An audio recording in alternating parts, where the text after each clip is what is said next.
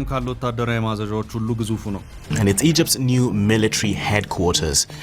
It's 89 square kilometers or 34 square miles. That's the size of a city like Zurich or Copenhagen.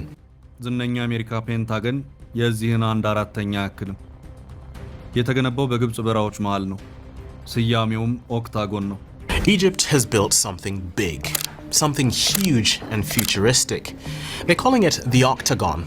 አልሲሲ ለምን ይሄን የዓለማችን ግዙፍ ወታደራዊ ማዘዣ ጭው ባለው በረሃ መሃል ለመገንባት አሰቡ? ሚስጥሩ ወዲህ ነውና ታሪኩን ከኋላ እንጀምረዋለን። ወደፊት ለመስፈንጠር ወደ ኋላ እንንደርደር። የዛሬውን ዓለም የሚነጋገርለትን አስደናቂውን ኦክታጎን ለመረዳት ታሪክ የኋልዮሽ ይወስደናል። It's clear that part of the objective here is to kind of insulate his regime, insulate the Egyptian government from the threat of public unrest. ሚስጥሩን ከተረዳነው በኋላ የተሳብን እንመጣልና ከግዙፍ ኦክታጎን ግቢ እንገባለን። ውስጡንም እናስሳለን። አብራችሁን ቆዩ። መርካቶን ይመጥነዋል የተባለለት ትልቁ